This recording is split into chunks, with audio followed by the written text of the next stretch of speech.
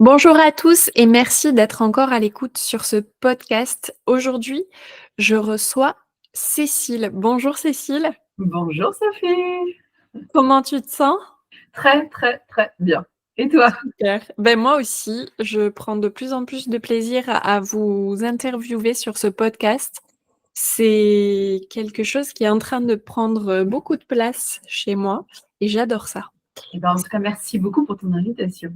Et merci vraiment à toi d'être venu, ça me touche beaucoup.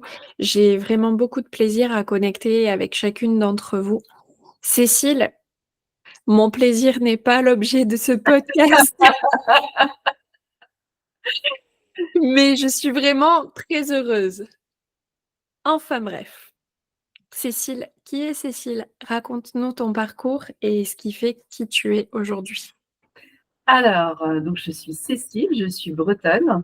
Je suis maman solo de 2 enfants qui vont avoir 10 et 12 ans.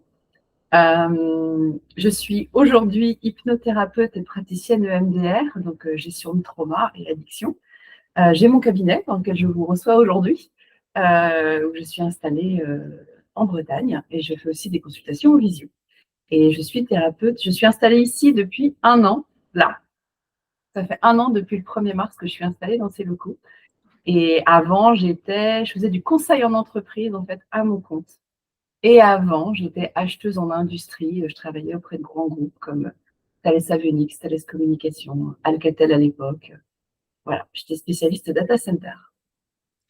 OK, rien à voir. Rien à voir. Mais en même temps, enfin, rien à voir. En fait, tous les chemins ont à un moment donné une logique, en fait. Mmh. Et j'ai appris dans l'industrie, j'ai appris du coup les process, les grandes structures, la force des grosses structures. En tant qu'acheteuse, je dépensais beaucoup. Je dépensais 3 millions d'euros par an quand même. Waouh! Sacré Ah portefeuille. ouais, sacré portefeuille. Bon, c'était pas des loups-boutins que j'achetais, hein, Ouais, j'imagine. mais c'était sympa quand même. Et en fait, donc ça m'a appris à travailler en fait, ça m'a appris à me structurer.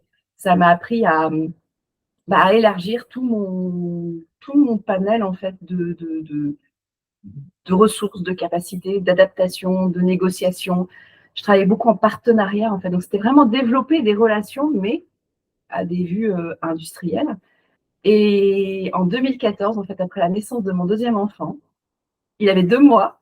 J'avais une petite fille de 2 ans. J'avais mon fils de 2 mois dans les bras. Et j'ai négocié une rupture conventionnelle et je me suis mise à mon compte. OK. J'avais pas fait de business plan, j'avais pas de clients, j'avais rien. J'ai tout lâché pour me lancer à mon compte en conseil en entreprise, gestion administrative, ce genre de choses. Et je me suis éclatée. Au bout de 15 jours, j'avais déjà mes premiers clients et après, c'était parti. Ça a duré 10 ans. Génial. Mmh. Et tu as décidé ça, comme ça?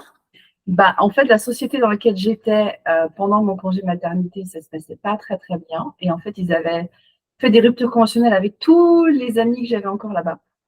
Mmh. Et en fait, le déclic, ça a été ma dernière copine qui m'envoie un message et qui me dit: «Je voulais te prévenir, je donne ma démission ce midi». Et là, je me suis dit: «Je peux pas y retourner. Je peux pas y retourner». Et j'ai appelé la DRH et on a négocié une rupture conventionnelle. Ils étaient un peu en train de restructurer et en fait, du coup, ça les arrangeait, enfin, ça nous arrangeait tous les 2 en fait, que ça se termine comme ça. Bon, quelquefois les chemins se séparent, même si le voyage a été bon, c'est quand même bien de continuer sa route et d'aller ailleurs. Exactement, exactement, ouais. Et puis, bah, je pense que c'était terminé aussi, dans cette structure-là et c'était un sacré saut dans le vide, Bah ouais, tu m'étonnes. mais je n'ai aucun regret, aucun regret. On peut dire que tu as fait ça au pire moment. Ouais, mais en fait, à un moment donné, tu peux plus. C'est ce déclic-là de cette amie qui m'envoie ce message de je donne ma démission. Je me suis dit: «Je ne peux pas y retourner». C'était juste plus possible et en fait, bah, tu peux plus lutter. Tu vois ce que je veux dire? Oui. À un moment donné, ça devient une évidence. Ça ne veut pas dire que c'est facile. Mmh. Tout choix est difficile parce que tout choix demande un renoncement. Tu dois renoncer à quelque chose. Donc moi, Exactement. je renonçais à une sécurité, je renonçais à un CDI, je renonçais à tout ça. Mais en fait, j'avais ma valeur liberté qui était en train de hurler. Et là, j'ai pris ma liberté. Mais j'ai créé ma micro-entreprise et je me suis lancée. Et ouais, quel sacré pari. Et en fait, dans ma vie, à chaque fois, je me dis, mais la vache, mais je remercie à chaque fois la Cécile de cette époque-là, mais d'avoir eu Je me suis dit, mais j'étais un peu tarée quand même. J'étais un peu tarée, comme il y a un an, quand j'ai décidé que j'allais devenir hypnothérapeute. Enfin, j'ai commencé ma formation. Au début, c'était pour venir ajouter l'hypnose dans mes accompagnements. Et puis, en fait, après, c'était de l'EMDR. Et puis après, je me suis dit, bah non, je vais ouvrir mon cabinet de thérapie, en fait. Alors, si Mm. on récapitule, Mhm. responsable des achats gros compte, Mm. Pas responsable des achats, j'étais acheteuse. acheteuse, Ouais. carrément. Allez, J'étais pas responsable achat. J'avais un d'accord, responsable achat. Mm. OK. Ensuite, tu ouvres ton cabinet et Ensuite, je fais de la gestion, du conseil en entreprise avec de la gestion administrative. En fait, je prenais les problèmes des petites structures et je mmh. venais leur régler. Je faisais tout le point avec le comptable, les avocats s'il y avait besoin de ce genre de choses. Je faisais de la Ouais, gestion de trésorerie pour eux. Voilà. J'ai fait ça pendant 10 ans, à mon compte. génial. C'est du consulting, en fait?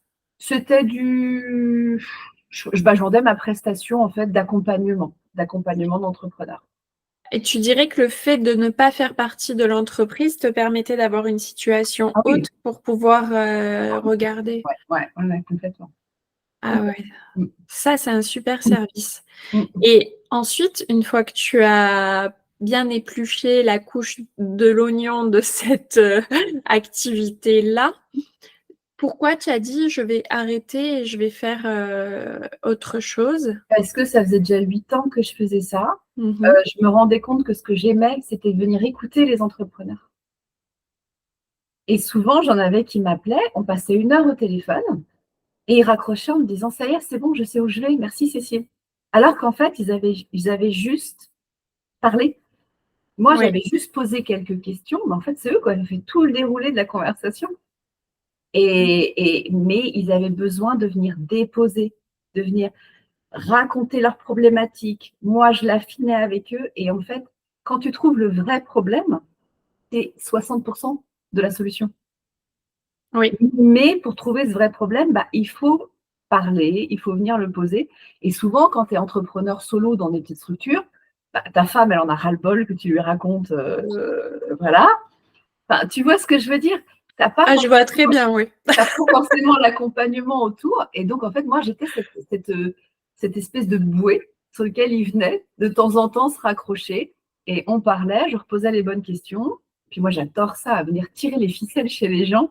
Je me suis rendu compte que c'était ça que j'adorais et que c'était un talent naturel. C'est-à-dire que j'ai mis du temps avant de voir que j'étais bonne là-dedans parce que pour moi, c'est un truc de base et c'est souvent ça avec nos talents. Avec nos talents, souvent, bah, on les connaît pas. Parce que pour nous, c'est un truc de base. Et pour nous, le talent, c'est savoir chanter, savoir faire du piano, savoir dessiner, savoir peindre. Sauf qu'on oublie qu'on a plein d'autres talents, mais comme pour nous, ils sont naturels, bah, on ne les voit pas. C'est incroyable. Et du coup, bah, en fait, je me suis dit, c'est là où, moi, c'est ce que je fais au cabinet avec mes clientes, c'est toujours venir se poser, quelle est la chose que tu fais de façon naturelle, facile et qui ne te demande pas ou peu d'énergie, dans lequel tu es en état de flow. Donc, un état de flow, c'est un état où tu ne vois pas le temps passer, où tu pourrais faire ça toute la journée, où tu adores. Et en fait, bah, moi, c'est le cabinet, c'est écouter les gens et venir poser les bonnes questions. C'est dingue. Et tu vois, au cabinet, je peux bosser 10 à 12 heures par jour et, et je me sens pas autant fatiguée, forcément, un petit Oui, peu. Mais par contre, tu me mets 6 heures derrière maintenant un fichier Excel, je sais faire. C'est ma zone de ouais, compétence, mais c'est pas ma zone de génie. Et en fait, c'est tout ce travail-là, des différentes zones, la zone d'incompétence, la zone de compétence, la zone d'excellence et la zone de génie. Venir travailler, venir voir tous les talents qu'on a dans nos différentes zones. Et en fait, c'est vraiment venir savoir quelle est ta zone de génie et venir, bah, la cultiver. C'est ça qui fait que tu kiffes ta vie et que tu kiffes ton boulot. Et dans ce que tu as dit, ce que je retiens, c'est, quand tu es entrepreneur et c'est un message que je veux adresser à tous les entrepreneurs qui nous écoutent. Vos les personnes qui vivent avec vous, elles ont pas les clés. Non. C'est tu Je pense qu'il faudrait les prévenir et leur dire: «Je vais te raconter ce qui se passe, mais je veux surtout pas que tu me conseilles parce que je sais pas toi, mais moi, je ne supporte pas j'ai besoin de déverser ce que je ressens, mais par contre, je supporte pas que mon mari me donne un conseil comme ça m'énerve». Mais la plupart des gens, quand ils parlent, ils ont pas besoin de conseils, ils en attendent même pas et ils veulent juste vomir, tu vois? Déverser Ouais, ce qu'ils ont à dire. Mais en fait, la plupart des gens, ils ont surtout besoin d'écoute et je trouve que c'est ça qui manque dans notre monde aujourd'hui, c'est qu'on ne sait plus écouter. non, parce qu'en fait, on nous a appris à toujours être sur la défensive et à préparer le scénario d'après. Être dans l'anticipation, exactement. On est toujours en train d'anticiper sur qu'est-ce que je vais pouvoir lui répondre, qu'est-ce que je vais pouvoir non, mais il y a des fois moi, la première question que je pose au cabinet quand les gens viennent, c'est: «Qu'est-ce que je peux faire pour vous?» Mmh. Je suis pas là en train de dire: «Alors je vais révolutionner votre vie, vous allez voir, vous allez sortir, il va y avoir des paillettes partout, on va avoir le lever de» non, non, non, non, non, c'est vous, qu'est-ce que vous voulez vous? Ouais, pourquoi vous êtes là, assis Pourquoi vous devant êtes moi? et moi des fois je vois des choses, mais ça m'appartient à moi en fait, c'est ma carte du monde à moi. Il faut venir écouter ce que les autres, enfin ce que les personnes, bah, ont besoin et déjà venir formuler de en quoi je peux vous aider, qu'est-ce que je peux faire pour vous? Ah! Faut qu'ils mettent des mots Oui, et du coup aussi ils prennent leurs propres responsabilités. C'est que là, c'est ils se mettent en action sur: «Je vais formuler mon attente à quelqu'un». Mais comme tu dis, nos conjoints, enfin, moi j'en ai pas actuellement, mais nos conjoints ne sont pas là pour venir, nous conseiller sur notre boîte et venir tout comprendre et tout participer avec nous parce que faut pas oublier que notre, activité professionnelle, ça reste un métier. mmh, Nous ne sommes pas notre métier oui, et donc notre conjoint, il n'a pas forcément besoin de participer à notre projet professionnel parce que ça reste notre métier et c'est qu'une partie de notre vie, mais c'est pas notre vie. Je veux dire, Cécile, tu l'enlèves du cabinet, elle a sa vie, elle a ben, autre oui, chose. Et mais c'était quelque chose que je suis justement en train de rééquilibrer parce qu'à un moment donné, mon boulot devenait ma vie. bah, quand tu es passionné, c'est quand même, Ouais, mais c'est difficile de te mettre des limites effectivement, oui. et le jour où j'ai eu le déclic, c'est, c'est quand mon meilleur ami m'a demandé qu'on aille voir un film au cinéma et que j'ai dû prendre mon calendrier et que j'avais pas de disponibilité pour aller au cinéma. Ah oui, Et là, j'ai fait: «Là, il y a un problème, il y a un problème». ouais. En fait, tu subissais ton agenda. Ouais, puis pour moi, c'était je tirais mes satisfactions du fait de, mon activité professionnelle, sauf qu'en fait, mon activité professionnelle ne peut pas tout remplir. Non, il nourrit pas toutes les sphères de notre vie. Il remplit notre porte-monnaie, C'est mais ça, c'est pas suffisant. c'est ça. Il y a la Cécile thérapeute, il y a la Cécile entrepreneur, parce que j'ai vraiment ces 2 casquettes. Je suis pas que thérapeute, je suis aussi une entrepreneur. Je suis la Cécile maman, Mmh. je suis la Cécile femme Oui, et actuellement, il y a pas de Cécile, compagne ou conjointe. oui, Mais elle aura aussi sa place, mais la Cécile femme, bah, c'est elle, en fait, quelque part, qui chapeauterait même tous ces domaines-là, tu vois? oui et puis la Cé dans la Cécile femme, il y a encore plein d'autres Céciles. Ah, mais complètement. Il y a l'enfant, il y a la sage, il y a la critique, il y a mes zones Mmh, d'ombre, il y a tout ça dans cette Cécile-là. complètement. Mmh. Qu'est-ce qui t'a amené parce que tout le monde entend parler d'hypnose, l'EMDR, j'en entends parler sans arrêt. Mmh mh. Est-ce que tu peux nous éclaircir sur ce Mmh. sujet? Alors, l'hypnose, en fait, c'est un état de conscience modifié qu'on a naturellement plusieurs fois par jour. Mmh. Quand on conduit, quand on est dans la lune, c'est un état d'hypnose. Donc, c'est un état complètement naturel. Et en thérapie, dans un cabinet, c'est pas de l'hypnose de spectacle. Non. Mais il faut bien le préciser. Quand vous allez entendre, vous ferez pas le cochon. On fait pas ça en thérapie. Et Oui, c'est important de le préciser parce qu'il y a tellement de mythologie autour de l'hypnose. Je sais que j'ai des gens qui viennent me voir et qui me disent, hein: «Je fais de l'EMDR, mais on fait pas d'hypnose, hein». Ils d'accord. ont peur et je les comprends parce que j'avais peur de l'hypnose moi aussi. J'avais vraiment si on m'avait dit qu'un jour je serais hypnothérapeute, j'aurais fait: «Ouais, bien sûr, c'est pas possible». Mais parce que j'avais trop peur. J'avais vraiment peur qu'on prenne le contrôle de moi. Tu vois, là, on parle de Gérard Miller en ce moment, à l'actualité qui a fait des Mmh, enfin, mmh qui a mh. commis des agressions sexuelles sous hypnose. Bah oui, ça fait peur en fait. Oui, Ça fait peur complètement. l'hypnose.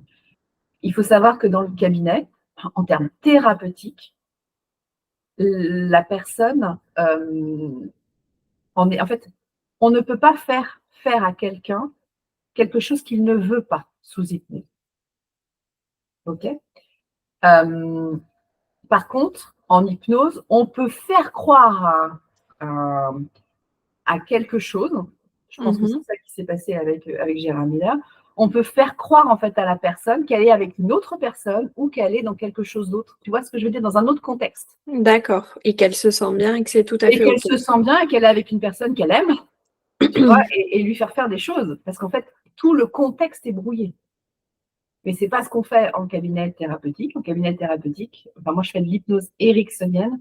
Donc c'est on revient sur notre respiration, on revient sur à l'intérieur de notre corps et et la personne, bah, travaille en fait sur elle, et on travaille en fait avec l'inconscient pour venir débloquer des choses inconscientes.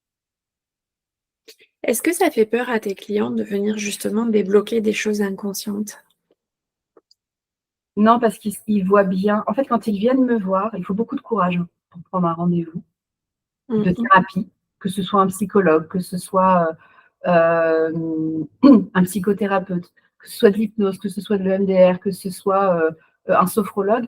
Il faut il faut du courage parce que là, on sort la tête, l'autruche sort la tête, du trou et en fait, c'est vraiment venir voir ses problèmes et en prendre la responsabilité.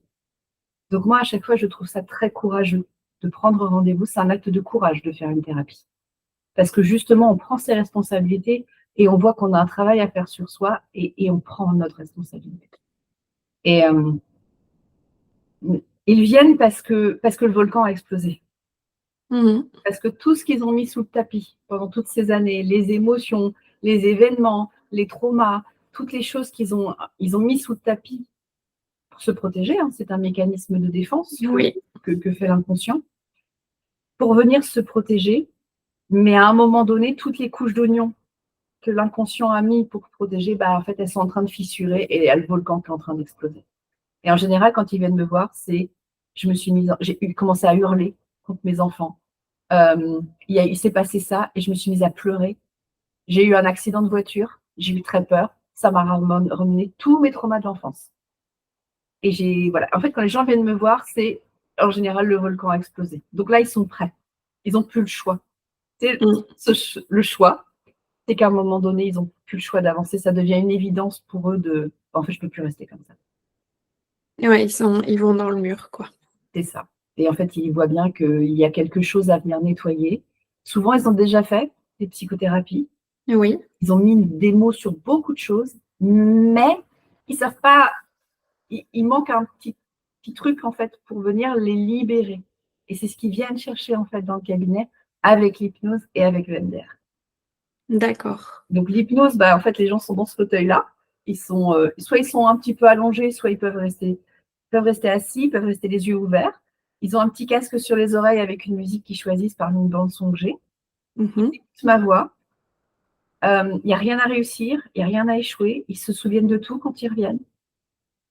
J'ai des personnes qui peuvent rester les yeux ouverts et on fait des conversationnels. J'ai des personnes qui s'allongent, qui prennent le plaid et au bout de Ouais. 2 minutes, ils ronflent, comme c'est pas permis. Et ça marche tout pareil, en fait. C'est vraiment, on vient travailler avec l'inconscient et on vient faire des suggestions.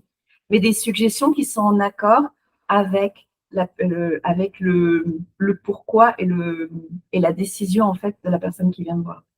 D'aller mieux, de s'enlever de telle addiction, et on vient travailler avec ça, en fait. OK. Tu dirais que enfin, moi, je trouve que c'est quand même énorme. J'ai Moi, j'ai jamais fait de thérapie, j'ai toujours fait beaucoup de coaching. Mhm. J'en ai jamais ressenti le besoin parce que je suis quelqu'un qui revient à l'intérieur de moi très régulièrement. Donc, j'ai beaucoup de lucidité et ça veut pas dire qu'un jour j'en aurai pas besoin.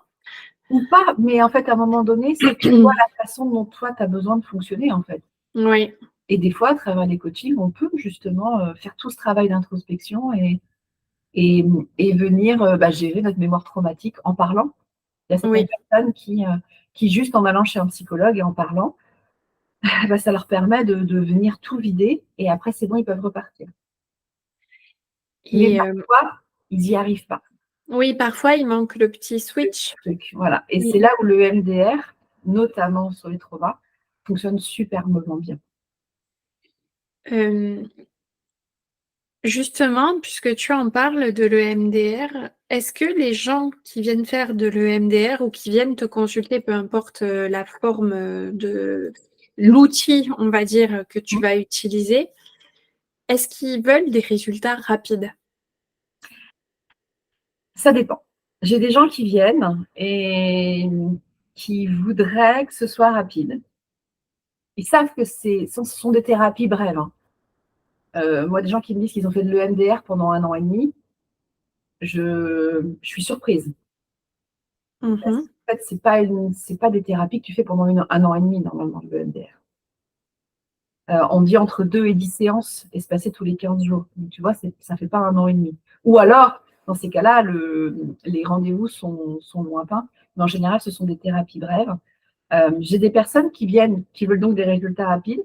Et j'en ai d'autres qui arrivent et qui me disent, je sais que ça va prendre le temps que ça va prendre. Et je vais te dire un secret, Sophie. Les gens Oui, qui viennent dans le cabinet et qui me disent, ça va prendre le temps que ça va prendre, c'est avec ceux-là que ça marche le plus vite. parce qu'ils ont lâché prise sur le sujet. Parce Je vois qu'ils ce que tu veux dire. sont prêts à aller sur le chemin et en fait, ils s'en foutent de savoir combien de temps ça va durer. Ils savent que ça va être un chemin et que de toute façon, ils vont avancer. Et généralement, c'est avec ces gens-là où ça marche le plus vite. Ou ceux qui me disent, ah bah vous allez me voir pendant longtemps parce qu'avec moi, il y a du boulot. Et ces gens-là, c'est pareil. En général, c'est assez rapide. Pardon, j'ai des restes. En fait, les gens qui te disent ça, ils ont beaucoup de conscience de leur état. Et pour en arriver là, il faut quand même être, comme tu as dit tout à l'heure, être assez courageux au final. Ouais. Tu vois, j'ai beaucoup de femmes qui viennent dans mon cabinet. Je pense que je suis à peu près à 80, presque 90% de femmes qui viennent me voir au cabinet. Et j'en ai beaucoup qui lâchent la bombe qu'elles ont depuis des années, qu'elles n'ont jamais avoué, parfois même à leur conjoint, qui sont des agressions sexuelles, qui sont des problématiques de viol. Euh, c'est c'est très lourd. Et quand elles viennent, quand elles se sentent en confiance et qu'elles lâchent la chose, c'est une libération pour elles, en fait. Elles portaient ce poids-là, ces chaînes qui les empêchaient d'avancer toutes ces années. Et sauf qu'à un moment donné, c'est juste plus possible de se battre autant, d'être toujours en énergie de réaction. Et à un moment donné, on vient dans le cabinet pour venir apaiser tout ça. Alors, comme je dis souvent, comme j'ai tout le temps d'ailleurs au cabinet, faire une thérapie, ce n'est ni oublier ni banaliser. C'est juste décider pour soi d'apaiser, de s'en libérer pour pouvoir continuer à avancer librement. En fait, une thérapie, c'est retrouver sa liberté. Ce n'est pas oublier, c'est pas banaliser, ce n'est même pas pardonner. C'est juste décider de poser tous les poids qu'on trimballe depuis des années, des fois qui sont même pas à nous, des sacs à dos pleins de pierres, avec des croyances, avec des machins, qui sont même pas les nôtres, en fait. Et c'est de venir enlever toutes ces chaînes, vider tous ces sacs pour décider en conscience de qu'est-ce qu'on mettait dans notre nouveau beau sac tout neuf. On vient mettre sur nos épaules, on met les belles chaussures, les nouvelles chaussures, et on y va. Et on laisse derrière nous tout ce qu'on veut plus, en fait. Et en hypnose, il y a plein de métaphores là-dessus. Et c'est aussi ça, c'est venir faire visualiser la personne qui vient clôturer, fermer un livre, venir le ranger dans une bibliothèque pour venir en ouvrir un autre. C'est bien clair, c'est bien imagé. J'adore ta manière de... Moi, je prends plein de métaphores au cabinet. C'est vital, en fait. C'est vital. Oui, mais oui, parce que chacun vit les choses à travers son propre prisme. Mhm. Et il va falloir à un moment donné que tu mettes en image dans leur cerveau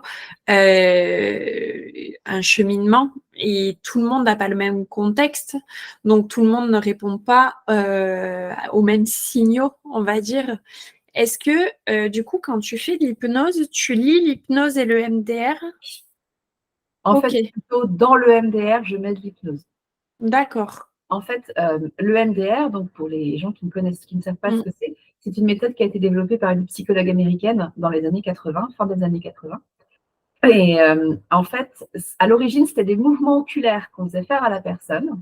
mhm, Avant, bien sûr, on l'avait ciblé sur son trauma. Et en fait, les mouvements oculaires euh, traitaient la mémoire traumatique qui était bloquée. C'est un peu d'accord. comme un circuit de digestion, si tu veux. Oui, Imagine notre cerveau, c'est un tube digestif, donc il vient digérer les événements qui nous arrivent. oui. La majorité du temps, il les digère bien. Et ça va ça va dans le reste du bras, tu vois, ça va, et ça va dans la poche mémoire, souvenir, expérience. Mhm, C'est comme une cicatrice que tu as sur la main, tu sais que c'est arrivé, tu sais que tu en as bavé, mais quand on vient appuyer dessus, ça fait plus mal. d'accord. Plaisir. Un peu comme un premier chagrin d'amour. Quand on y repense aujourd'hui, on a limite un petit sourire en se disant ah, sacré Loïc. Ouais. Mais parfois, justement, quand on repense à quelque chose et que là, on a le ventre qui commence à se serrer, une émotion qui monte, une boule dans la gorge, de la colère, de la tristesse, voire de la peur, bah là, c'est pas à digérer, en fait. Et du coup, c'est là où ça va dans l'autre poche, la poche des traumas. Et là, en fait, le cerveau, donc c'est de la mémoire traumatique qui n'est pas digérée, du Mhm, matériel qui est resté bloqué.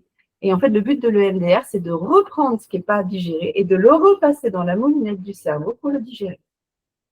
On vient faire en fait de la libération émotionnelle du trauma qui est resté bloqué. d'accord. Alors, à l'origine, c'était donc des mouvements oculaires. Moi, je le fais Mhm, pas en oculaire parce que ça fait mal aux yeux. oui, Moi, je fais des tapotements sur les genoux avec une grande baguette. d'accord.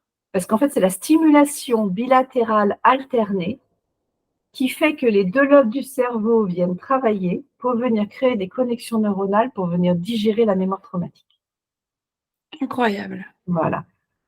Alors, ça existe aussi en auditif, avec un casque sur les oreilles et des bips alternés, Oui, sauf que c'est prouvé scientifiquement que cette méthode-là, c'est celle qui marche le moins bien. ok. Par contre, des tapotements sur les genoux, sur les épaules, sur les bras ou le oculaire, ça marche scientifiquement, ça marche de la même façon. Et ça a les mêmes résultats. D'accord. Et quand tu dis que c'est un sujet ultra passionnant, et je te remercie vraiment de nous partager tout ça, c'est vraiment très riche comme témoignage. Quand tu dis que c'est par tapotement ou par mouvement oculaire, j'imagine que quand tu es en visio, tu fais par mouvement oculaire, Non, non? je fais faire à la personne les tapotements elle-même. D'accord, Ouais. En fait, le MDR, c'est un protocole en 8 étapes et le tapotement, c'est juste une seule des 8 étapes. d'accord, Donc, voilà. En fait, le tapotement, c'est pas ce qui est le plus important. C'est important parce que c'est là où justement toutes les émotions montent et là où on fait vraiment de la libération émotionnelle. Alors, parfois, il y a des grandes émotions, parfois, c'est pas énorme. Tout le monde réagit différemment à l'EMDR.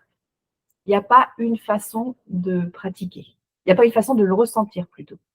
Et parfois, j'ai des personnes qui sont là et c'est pour ça que je leur dis, il n'y a rien à réussir, il n'y a rien à échouer, je n'attends rien de vous.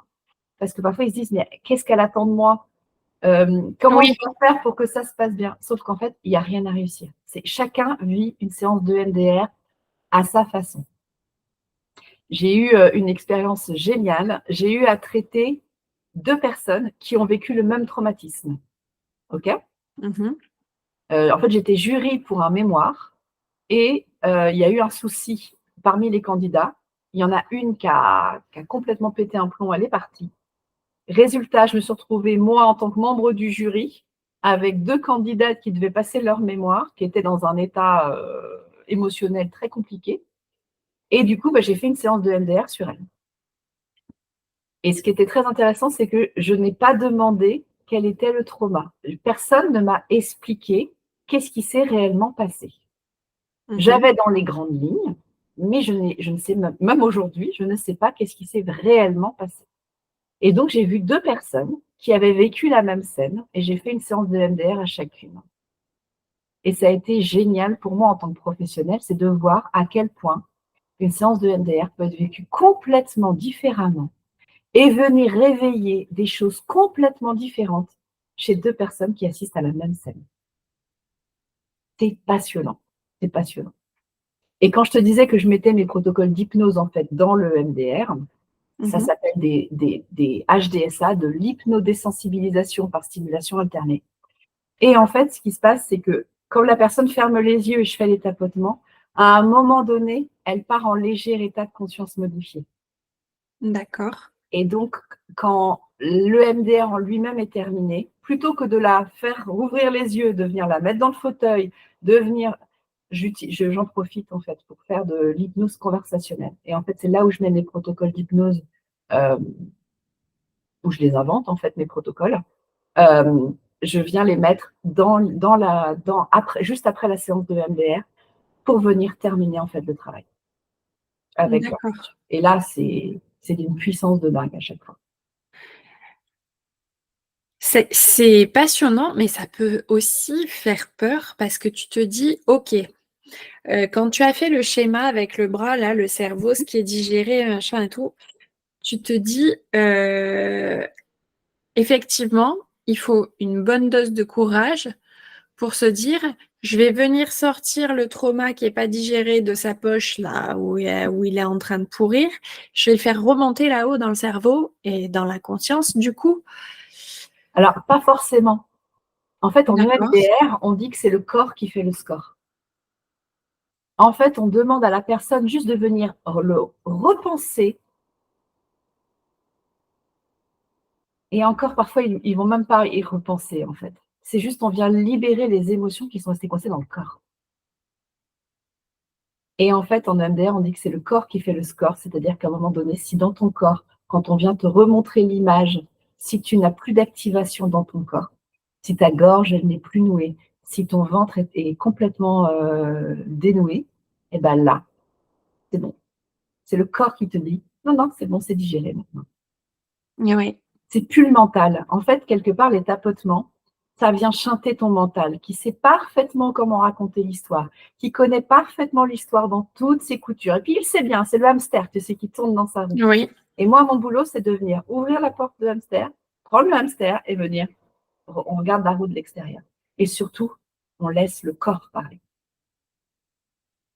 Donc, c'est vraiment venir chanter le mental pour venir laisser sortir les émotions. Parce qu'on est très, très doué pour venir appuyer sur les émotions et il ne oui, faut pas les laisser sortir. Moi, je déteste le mot gestion des émotions. Une émotion, ça ne se gère pas. Une émotion, elle s'accueille. oui, avec beaucoup de bienveillance et puis on lui Et dit: «Allez viens». beaucoup d'amour. Bah oui, en fait, une émotion, elle n'est ni positive ni négative. Une émotion, c'est le livreur UPS. Tu vois? Mmh. Le livreur UPS, il vient t'apporter un message, il vient t'apporter un colis, il vient t'apporter quelque chose. Et ben une émotion, c'est ça, c'est le livreur UPS. Alors on ne tire pas sur le livreur UPS, on prend son message, Alors Oui, parfois, on est plutôt content de voir la joie qui vient, parce qu'on se dit: «Ah, oui, il est sympa lui». Des ouais, fois, c'est la peur et la tristesse qui vient, on se dit: «Bordel, encore lui». Mais ouais. c'est le livreur UPS en fait, la tristesse ou la peur, elles sont juste là pour nous donner des messages et Mmh. donc on vient les accueillir et en EMDR, ce qui est contre-intuitif, c'est qu'on vient laisser la place à l'émotion qui monte et c'est là où on vient la libérer. C'est quand on lui laisse toute la place et c'est assez incroyable. Tu peux laisser monter une colère ou laisser monter la peur et tu lui laisses toute la place dans tout ton corps et ben, au moment où tu lui laisses toute la place, elle part et c'est un truc de fou. C'est comme un ballon de baudruche qui explose. Et j'ai encore une cliente qui me l'a dit en début de semaine, elle me dit: «C'est incroyable, c'est parti comme ça». Bah ouais. Ouais, parce qu'en fait, quand on va, être en état de stress, traumatique, Mmh mh. on va tout faire pour que l'émotion, elle monte pas, Bah oui, parce qu'on en a peur, bah au oui, final, de ce qui pourrait sortir. exactement. Ou alors on se dit qu'on n'a pas le droit, avec la colère notamment. Mmh. Parce que, peut-être qu'on a des souvenirs d'enfants, de proches qui se mettaient en colère et ça nous a traumatisés. On s'est mis la croyance qu'il ne faut pas se mettre en colère, c'est mal. Mmh.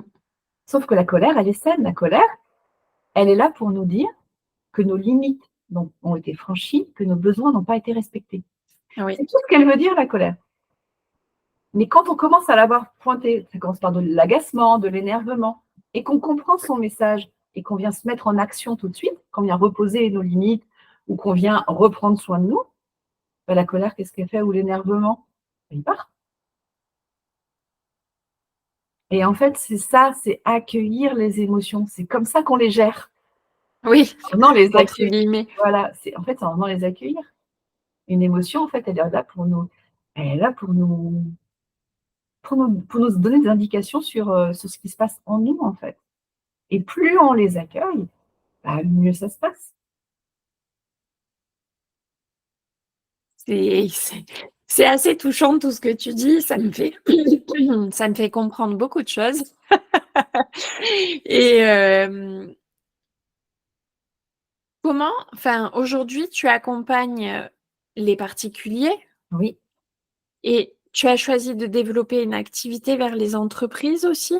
c'est ça, que je suis actuellement en train de créer. Ça va être un suivi, en fait, pour les entrepreneurs parce que l'entrepreneur est interdépendant de l'être humain qu'il y a derrière. Oui. Et en fait, je m'en suis rendu compte, j'étais en immersion business, il y a 15 jours, 3 semaines maintenant, à Nice, avec Charlotte Apieto et Fabien Matt et qui sont 2 coachs, voilà, coachs de dirigeants pour l'un, une grande entrepreneuse avec des chiffres d'affaires à 6 chiffres dans ses sociétés. Et en fait, je me suis rendu compte avec tous les entrepreneurs passionnants qu'il y avait autour de la table, qu'en fait, leur problème n'était pas forcément le vrai problème, que derrière le problème officiel, il y avait d'autres problèmes officieux qui étaient dans leur vie privée, qui étaient des blocages, qui étaient des croyances, et en fait, avec l'EMDR justement, bah, tu viens tirer les petites ficelles et du coup, tu viens trouver quel est le vrai problème et venir faire de la libération émotionnelle pour venir débloquer ce qui bloquait dans ton business, en fait. Et je c'était déjà quelque chose que j'avais en tête, mais là, j'ai vraiment eu la confirmation il y a 3 semaines en me disant: «Mais vas-y, en fait, vas-y, tu es pertinente là-dedans. Tu sais que tu peux aider à débloquer plein de choses, mais vas-y, vas-y». Et donc c'est tout l'accompagnement là que je vais proposer. On va travailler sur les 2 tableaux, sur le business de la personne. Comment est-ce qu'elle, bah, qu'est-ce que je peux faire pour elle? Quel est son Oui. problème? Quel est son challenge du moment? Quel est son objectif? On va venir voir ce qui bloque et souvent, c'est de l'émotionnel, c'est des croyances, c'est des peurs, la peur de refaire un burn-out, la peur de ne plus avoir de temps pour soi, Mmh mh. leur liberté qui peut beaucoup hurler. Parfois, ils connaissent même pas leurs valeurs, ils connaissent même pas leurs besoins et donc du coup, c'est venir reposer les choses à plat, venir faire de la libération émotionnelle quand il y a besoin avec de l'EMDR ou avec de l'hypnose pour venir, bah, libérer leur business et qui créent vraiment leur business, qu'ils ont vraiment envie de créer et qui leur correspond et venir péter leur plafond de verre. Oui, alors clairement, moi qui ai été entrepreneur en entreprise, en agence immobilière, Mmh. hem, je comprends complètement ce que tu veux dire parce que je leur disais toujours: «Vous oubliez l'humain qu'il y a derrière». Ça, c'est ce que je disais souvent à mon directeur d'agence. Je lui disais: «Ouais, mais lui, là, c'est pas juste un pion que tu vas mettre à un endroit et que tu vas lui dire: "Fais ça, tu es capable"». Parce que lui, il a toute une histoire, il a tout un contexte, il a plein de pensées, plein d'émotions, plein de limites, plein de choses, plein de patterns, de struggles, de tout ce que tu veux. Mmh mh. Et toi, ce que tu es en train de lui dire, c'est ta vérité, c'est ta manière de le voir. Mais si lui, il a plein de blocages dont il a même pas conscience, il pourra jamais avancer. Non. Jamais. Et on n'est pas des commodes à tiroirs. On n'est pas, un jour tu ouvres le tiroir, tu es une maman, un jour tu ouvres un autre tiroir, tu es l'entrepreneur et que enfin, on n'est pas compartimentés, quoi. Mmh. Et dans nos jobs, souvent dans nos jobs d'entrepreneur, on nous demande de se compartimenter. Mais c'est pas vrai que tu vas être au top niveau selon, quel moment du cycle tu vas être, Mmh. selon, que tu le matin tu t'es disputé, avec ton gamin, si ton chien est chez le véto, si ton mari, t'a gonflé la veille, enfin Il y a voilà quoi. il y a un coach américain, je ne sais plus son nom, j'avais vu sa vidéo. Hem, il fait un peu du stand-up en plus, quoi, tu vois? Donc c'est Mmh. avec un peu d'humour et il Ouais, expliquait la façon de fonctionner des hommes et la façon de fonctionner des femmes. ouais, Donc la vidéo, elle est en anglais, donc en fait, il expliquait que les hommes, ils avaient une boîte qui était oui, mise à côté d'une autre boîte, qui était mise oui, à côté d'une autre boîte, qui ouais, était mise à côté d'une autre boîte et il faisait d'accord. extrêmement attention qu'aucune des boîtes ne se touche. Ah d'accord. Et OK. ensuite, il disait donc ça, c'est les hommes et Ouais. maintenant les femmes. Le Mmh. boulot, les enfants, le machin, la nuit, ta mère, tout est intermélangé. Oui, Tout se connecte. Et donc, en fait, je pense qu'on aurait intérêt, nous, en tant que femmes, peut-être à apprendre à venir un peu plus compartimentés et les hommes à faire peut-être un peu plus de liens entre les différentes choses. oui, Je pense que la nuance est bénéfique dans ces cas-là et venir un peu créer quelque chose. Mais oui, je suis complètement d'accord avec toi. On n'est pas des boîtes, des tiroirs. Moi, je ne suis pas maman de 10 heures à midi, ou je ne suis pas que. Non, non. Même en tant que thérapeute, avec tout le travail de posture professionnelle que je fais, je suis suivie avec 2 psychologues. En fait, je fais un accompagnement avec 2 psychologues, mmh, une psychologue clinicienne et une psychologue clinicienne qui est coach, sur de la posture professionnelle et c'est ce qu'elle nous dit. Nous-mêmes, on a des croyances en tant que thérapeute et ces croyances-là, eh ben, elles sont forcément aussi dans la thérapie et donc il faut qu'on vienne mettre de la lumière là-dessus pour voir ce qu'elles dégagent de positif dans la thérapie, mais aussi les choses qui pourraient être, négatives dans l'alliance thérapeutique et donc c'est venir faire tout ce travail sur nous, sur, bah, toute cette notion de transfert, de contre-transfert oui. et venir, bah, faire attention en fait à nos propres blocages et nos propres croyances. Oui, parce qu'on est d'accord que la question que j'allais te poser en suivant, c'est, comment tu fais toi pour te protéger de toutes ces émotions que tu prends à travers la gueule? Alors c'est toute la différence entre l'empathie et la compassion. Oui. C'est-à-dire l'empathie, tu comprends l'émotion de l'autre. Parfois j'ai les larmes qui me montent aux yeux, hein, parce que c'est des histoires des fois qui sont lourdes. Il y a beaucoup de confiance dans le cabinet quand une personne me raconte des choses et me dit: «C'est la première fois depuis 40, j'ai 45 ans, c'est la première fois que j'en parle à quelqu'un». Tu sens qu'il y a de la confiance, que Mmh. l'alliance thérapeutique, elle est là. Tu les remercies, 1000 fois pour la confiance dont elles font preuve et puis il y a des fois, oui, ça c'est prégnant, mais par contre, je ne viens pas prendre leur douleur et ça, c'est la racine latine de compassion, c'est souffrir avec. Enfin, c'est Oui, et je ne viens pas prendre une partie de leur peine, surtout qu'en plus, eux, ça viendrait pas du tout les soulager, mais moi, ça viendrait oui, et donc en fait, je suis en empathie, mais je suis pas en compassion. Ça veut dire que quand je ferme la porte du cabinet, je pars pas à la maison avec. oui, oui, oui.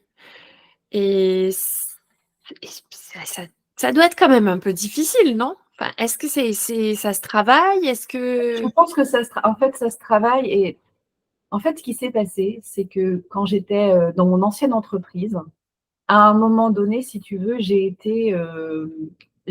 de mes clients, c'était un lieu de vie spécialisé dans la protection de l'enfance. oui, Et les jeunes qui étaient envoyés, c'était le dernier recours avant le centre fermé. d'accord. Donc, on était dans la protection de l'enfance plus, avec que des garçons de 12 à 18 ans, dans quelque chose d'assez lourd, d'assez compliqué et avec des histoires de dingue. Et Mmh. si tu veux, je pense que là, à ce moment-là de ma vie, c'est là où j'ai pris le plus cher. Oui, j'imagine. Parce que j'étais pas venue pour ça. Et en fait, j'étais en lien avec ces jeunes. Je connaissais leur histoire, j'ai dû lire leur dossier. Et en fait, je crois que là, je ne pourrais plus jamais voir des choses pires, en fait, que ce que ces jeunes ont vécu. Donc, si tu veux, mon étalon, Il est très haut. il est très, très haut maintenant. Mais parce que je suis passée par là. J'aurais pas eu cette expérience-là. Ça a duré 3 ou 4 ans, hein, quand même. J'aurais pas eu cette expérience-là. Peut-être qu'au cabinet, j'aurais eu plus de difficultés à me positionner. Mais en fait, du coup, au cabinet, j'ai pas. Et puis, j'ai travaillé aussi sur moi, si tu veux. Quand les gens viennent me voir, si ça vient faire résonance avec certaines de mes histoires, je suis en paix avec. Enfin, je suis en paix ou je suis en train de travailler là-dessus. Donc, ça ne vient pas m'activer. D'accord. Ou en tout cas, quand ça vient m'activer trop fort, je sais pourquoi. Et comme je suis OK avec ça, bah, moi, je le travaille aussi à côté. Tu vois, à côté, je ne suis pas seule en tant que thérapeute. J'ai des collègues, donc je fais de cette supervision avec donc ces 2 psychologues. J'ai d'autres collègues thérapeutes avec qui je peux parler pour vider quand c'est vraiment trop fort. Mais j'arrive à le gérer, en fait, parce que je l'accueille. Toujours ça, de toute façon, je l'accueille et je suis OK avec ça. Et ouais, je pense que sans cette expérience professionnelle dans ce lieu de vie, ça a duré 3 ans. Ça a duré 3 ans. Je pense que je ne serais pas aussi bien armée aujourd'hui. Oui, Mmh. ça a dû être quand même un sacrément difficile. Oui, oui, oui. J'ai vécu des situations qui étaient, ouais, des choses que j'aurais jamais imaginées dans ma Ouais. vie. Ouais, des choses que tu vois à la télé, tu vois, Oui, oui, ouais, des des trucs où films. tu te dis et en fait, là, tu vois que c'est un quotidien, que c'est quelque chose, enfin, c'est là où où ça a été le plus compliqué.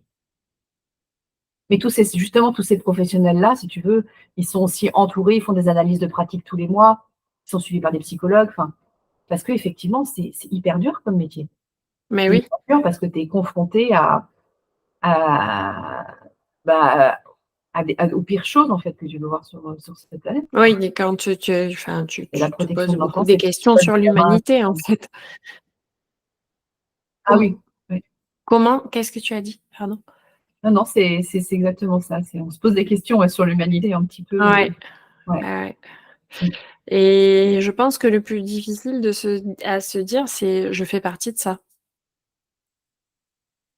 Et comment je peux justement apporter ma pierre à l'édifice par Ouais, rapport à ça, tu vois? Et, euh, et donc, je pense que c'est aussi pour ça qu'aujourd'hui, au cabinet, j'ai réussi à faire ce pas de côté. oui, bah, oui, du coup, oui, forcément, quand, on n'est pas sur le même sujet, on va dire que c'est alors, rien n'est comparable, mais on va se l'avouer, c'est quand même beaucoup plus léger. Oui, mais bon, il y a quand même des histoires qui sont dures aussi. Mais je pense que je suis plus mature. Tu vois, par contre, là, j'ai 42 ans. Je ne sais pas Ouais. si je l'ai dit au début. J'avoue que les psychologues qui ont 25 ans, qui sortent de l'école, qui se mettent en cabinet, waouh! Moi, je suis contente, en fait, d'avoir fait autre chose avant. Oui, d'avoir vécu une vie autre que ça. Ouais. Ouais, parce que tu vois, j'ai aussi du recul par rapport à quand les gens viennent me voir, m'expliquent des situations au travail notamment. Je vois ce qu'elles sont en train de me dire parce que je l'ai vécu. Je sais ce que c'est de bosser en open space, je sais ce que c'est de bosser dans un bureau individuel. je comprends mieux leurs problématiques et surtout, je suis plus armée. À 42 ans, en plus, je suis maman solo, je me suis séparée, j'ai élevé mes enfants toute seule pendant 6 ans. Oui, enfin, j'ai j'ai avancé sur mon propre chemin et j'ai Oui, géré mes propres traumas. À 25 balais, si j'avais entendu des histoires comme parfois j'entends en cabinet, ça m'est personnel, hein, ce que je suis en train de dire. oui, oui.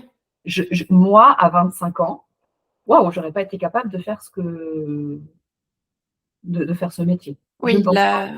la toi de 25 ans, Ouais. oui, oui, je comprends Je ce que tire tu mon veux dire. chapeau aux psychologues qui s'installent jeunes en cabinet. Bah, je leur tire mon chapeau. Ouais. Ouais. Ah ben oui, j'imagine.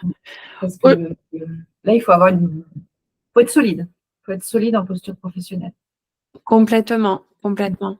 Cécile, on arrive à la fin de ce podcast. Tu nous as dit plein de choses hyper riches. Je suis bavarde. J'ai vraiment adoré, mais c'est le but du podcast, c'est d'être bavarde, parce que sinon, c'est pas très drôle à écouter si personne ne parle. Je pense que tu as éclairé beaucoup, beaucoup de personnes qui vont nous écouter sur ce qu'est l'hypnose et ce qu'est le MDR. Donc pour ça, je te remercie. Je, on peut te trouver sur Instagram. Oui. Donc, Cécile Jiquel. Non, c'est Cécile Hypnose EMDR. Je ne sais plus quel est mon. Non, Je c'est mettrai les Cécile liens dans les show Jiquel notes. Hypnose EMDR. Et sinon, sur mon site internet www.cécilejiquel.fr, là, on trouve mon site internet avec des photos du cabinet, avec comment je travaille. Et on peut également prendre rendez-vous en ligne. Donc, je fais des rendez-vous au cabinet et également en visio. Parce que, comme je Super. t'expliquais, le MDR, on peut également le faire en visio. Et j'ai des très bons résultats. J'avoue que la première séance que j'ai faite de MDR en visio, j'étais même prête à rembourser la personne, pour te dire, Ouais. en me disant si je vois que la séance Oui, oui, on va tester, on va bien voir va ce que ça tester, va on va donner. voir. Et j'ai été bluffée par les résultats. Et Incroyable. c'est là où je me suis dit, bon, bah, ok, on y va, quoi. Mais ouais, ça marche en visio. Super, super, super. Je te remercie beaucoup. Je remercie tous nos auditeurs d'avoir écouté ce podcast jusqu'au bout. J'ai adoré vraiment parler avec toi, Cécile. C'est riche, c'est incroyable de voir toute la complexité humaine, de parler de nos émotions. C'est un sujet duquel je parlerai jusqu'à demain matin, donc on va s'arrêter là. Je vous dis à tous merci beaucoup Cécile, Merci beaucoup, Sophie. et je vous dis à la semaine prochaine.